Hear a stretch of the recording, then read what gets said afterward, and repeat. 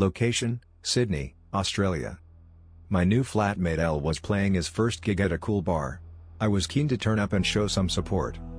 On a couple of previous occasions, I had 1. Microdosed a tenth of a tab and gone to work. 2. Microdosed half a tab. 3. Taken a full tab and stayed up all night translating the Vulgate into English. I recalled that the full tab of acid didn't really have much noticeable effect, almost no visuals, and the headspace wasn't particularly different. In retrospect, this was probably due to the rapid tolerance buildup of psychedelics. I was unaware of this at the time. In any case, due to my lackluster experience tripping on a single tab, I decided that this time I would take 2. I took the 2 tabbies as I left the house and headed to the bus stop to catch a bus. I donned my Tripercon sunnies, diffraction glasses that split light into its component colors. I also wore my most expensive shirt, a Mamba Roses Loud shirt that hasn't been in print for years and regularly sells for over $300 Australian on eBay. This fact became highly relevant the next morning. I quickly arrived at the venue, while still coming up, and rubbed my hands as I looked at the decor. The furniture all was semi-transparent and illuminated from within with many and various colors: purple, pink, blue, red, green. There was also all sorts of psychedelic and spiritual art hanging on the walls. I instantly got good vibes as I knew this was gonna be a kick-ass trip. I found a seat middle and center in front of the stage and listened to the opening solo act by HF, who is a regular opener in the Sydney gigging scene. I had invited my other flatmate, Little I's sister S, to come along too, and she arrived during the opening act. We chatted as I was coming up about her new job and my current job hunt and uni studies. Eventually HF concluded his act and my flatmate L and his band mounted the stage. All of a sudden I started getting wild visuals. My flatmate L has a bit of a hunch, but his lead guitarist was standing tall and straight. It suddenly hit me hard just how short L looked next to this guy.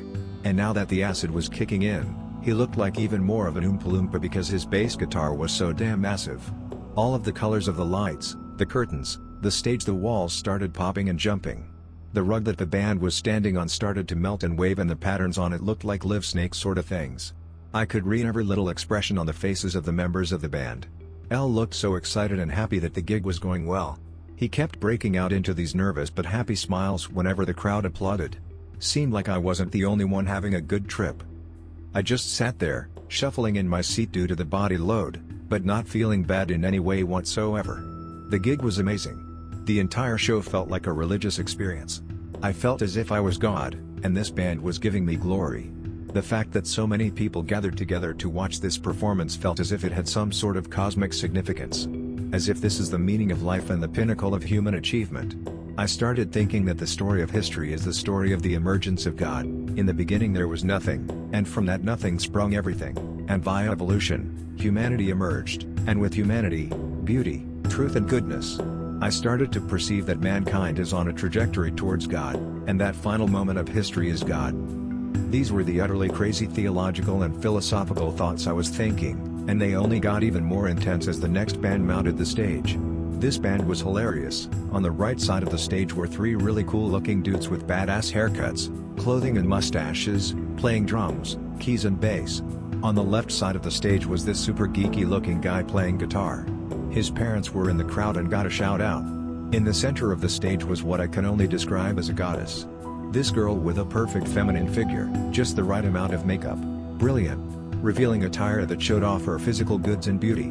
While tripping hard on the acid, I was struck to the core by beauty and mystery of the feminine form. I felt drawn to it on a deep and profound metaphysical, essential level of my being. Suddenly I was reconsidering my vocation. Do I really want to enter the priesthood? I had been discerning priesthood for about 3 years and up to this point, was super committed to signing up. Considering that the mystery of the feminine has captured my heart in such a fundamental way, perhaps this is some sign from God that my vocation actually involves marriage? I continued thinking all these thoughts, and absorbing the beauty of this diva with my eyes as they played their set. The sensation that I was God and these people were here to worship and glorify me intensified. The visuals exploded. I noticed every little detail that presented itself to me through my 5 cardinal senses simultaneously. Finally, the headline act went on. I was tingling with excited anticipation as I saw the final band wheel their instruments onto the stage. Holy fucking shit, I thought to myself. These cunts are playing a fucking harp and cello. It was a 3-piece band, with keys, harp and cello. I still felt like God, and as the weirdly dressed keys player gave commentary and introduced the songs, I got this fascinating train of thought that was something like, look at what my little people are doing, gathering to offer praise and worship to me. Look at how far they've come. As the harp and the cello and keys started playing, I just lost my shit, in the best kinda way.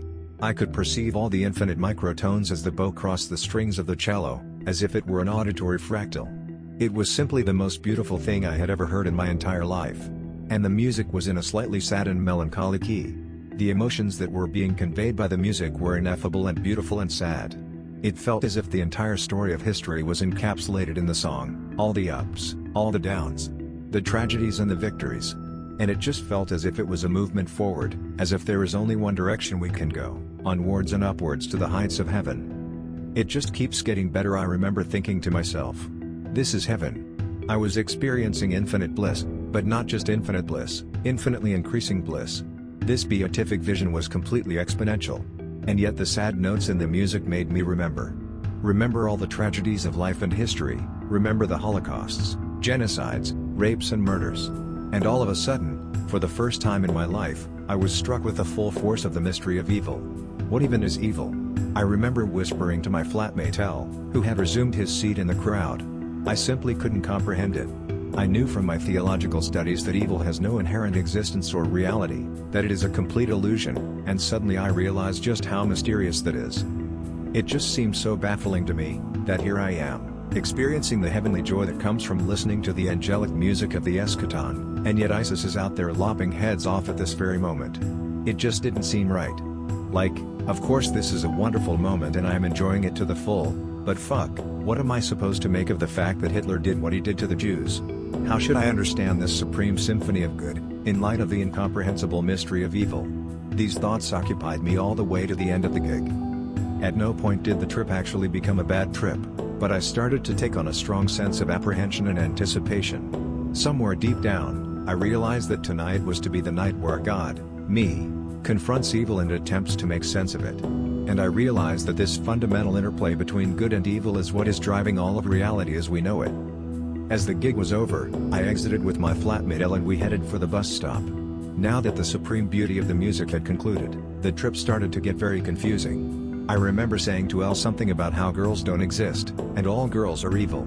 I was pondering the fundamental dualisms of masculine and feminine, good and evil, and I was drawing some link between light, goodness and masculinity, and another link between darkness, evil and femininity. I thought of the story of Adam and Eve, and how Eve, the feminine, was the principle which introduced sin into the world. L had no clue what I was talking about, and probably was amused at just how hard I was tripping. I began to distrust him, thinking that he was an enemy in some respect. I hadn't known him for very long after all. As we got to the bus stop, L called an Uber and hopped in with his girlfriend. I decided to walk home. That turned out to be a very bad idea. I walked down the road, still thinking I was God, but this time the thought had a very Christian slant on it. I thought that I was Jesus. I was relating my trip to the gospel stories. I felt as if I had just descended from heaven to earth, and right about now the temptation in the desert was probably due to occur. As I walked home, pondering the mystery of evil, the insanity started to overcome me. It just sorta crept up on me as I was philosophizing. It was as if wondering about evil with such intensity was driving me mad. I started to feel as if I am invincible, and made the stupid decision to stop by a servo and buy a supersized energy drink. I seriously doubt that the massive caffeine and sugar hit had a positive impact. I even realized this at the time, and was thinking to myself, I am going to die tonight. And when they find me, it's gonna make the newspapers and they'll comment on how the exact moment where it all went downhill was when I decided to smash an energy drink while high as fuck on acid. My thinking started to get more and more scrambled, and the thoughts loops got more and more intricate. Eventually I made it to the local Mecca's and decided I wanted to get something to eat. I stood in front of the touchscreen interface where you order your food, but for the life of me I couldn't figure it out. I kept touching and selecting and there was just something that wasn't working. At the time I figured the system was bugged, but in retrospect I was probably just tripping really hard. I felt like I was standing in front of that touchscreen for an eternity, punching the options and trying so hard to buy something. Notions of limbo and purgatory became stuck in my mind, and I felt as if I had failed in my temptation in the wilderness and was being punished with this eternal torture of eternally trying to order dinner and not being able to. Eventually I managed to snap out of it, say fuck it and get out of the mechas. But my delusions of grandeur were multiplying. As I walked through the car park, I started throwing my wallet and phone away, thinking I don't need these. I felt as if I was living out the most important moment of my life, and it was like I don't need a phone. There are more important things. I don't need a wallet. I started to feel as if no matter what I do, I can't die. I felt as if even if I stepped out into the traffic, something would stop me from being run over. I felt as if it was not yet my time to die, and I could therefore do any stupid thing and be okay. This was clearly very dangerous thinking. Following that train of thought, I ended up knocking on the door of 2 of the brothels. There are a crap ton of brothels on this road. Usually I just walk past them and laugh, but I had always been curious about what goes on inside, and I was in the perfect mindset to ring the bell and find out. I was let into both of them, but very quickly ferried out once the mistresses realized I had no money on me. I was descending even deeper into madness. By the time I got to the Empire Hotel, I was thinking about the Orthodox holy fools of Russia. These crazy dudes who get naked and wander around the towns and villages prophesying. I started to feel as if I was one such holy fool, with a message that could save the world. That idea, coupled with my sensation of invincibility, caused me to unbutton my shirt and cast it off into the wind and the night. As I crossed the road, I dropped my pants and underpants, and kicked off my shoes and socks. I was stark naked, rambling on and on about good and evil, walking around. Thankfully it was a very quiet residential part of town, so I'm pretty sure not many people saw me, but still it was an incredibly wacky occurrence. Eventually I made it home, but I didn't have my keys on me because I had thrown them away back at Mecca's. I ended up pacing in loops between my front door and the front door of the house beside ours. My philosophizing was in overdrive. I was thinking about the Trinity, dualism, masculine, feminine, the Whore of Babylon, the Virgin Mary, Jesus, etc., etc., etc.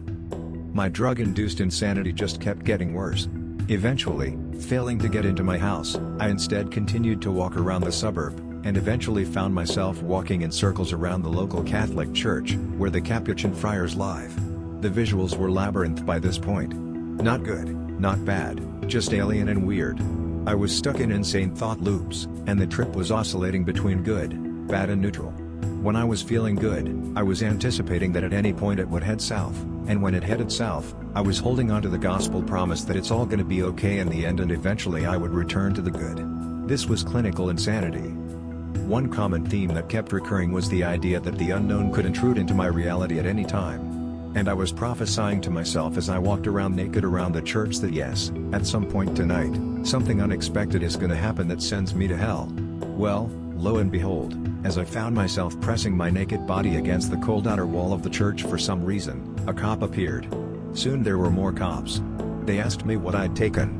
I wanted with all my heart to cooperate and answer their questions honestly, but I was tripping so hard by this point that it was a struggle to communicate with them. They ended up pulling me aside and sitting me down on the concrete, as they tried to establish who I was, where I live, what I had taken, what the fuck I was doing naked running in circles around the local church at midnight, etc. I was very much in bad trip territory by this point. The cops were relentlessly asking me the same questions over and over again. Where do you live? Do you have any flatmates? What's your name? How old are you? Have you taken anything tonight?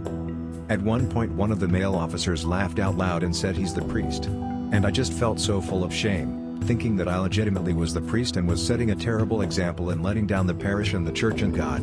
Suddenly one of the officers was saying look at his passport photo. He looks like a criminal. I was so utterly confused, thinking how the fuck do they have my passport? After what felt like an eternity of shame and horror, the officers chucked me in the back of the paddy wagon and locked me up. I felt resigned to my fate. I figured I was about to go to prison, my family was going to be notified, my life was coming to an end. The ride in the back of the police wagon felt like forever. But wow, what good luck I had. When the door of the wagon opened, I found myself out the front of my house, with Elle standing there at the front door looking sleepy, annoyed and bemused. I hopped out, walked up the steps and went straight inside to the shower. The cops must have been able to accurately extract my address from me during the earlier interrogations on the concrete at the church. One of them had driven over, knocked on the door and asked Elle to confirm that I lived there. Elle had gone to my room, found my passport and proved that I was a resident.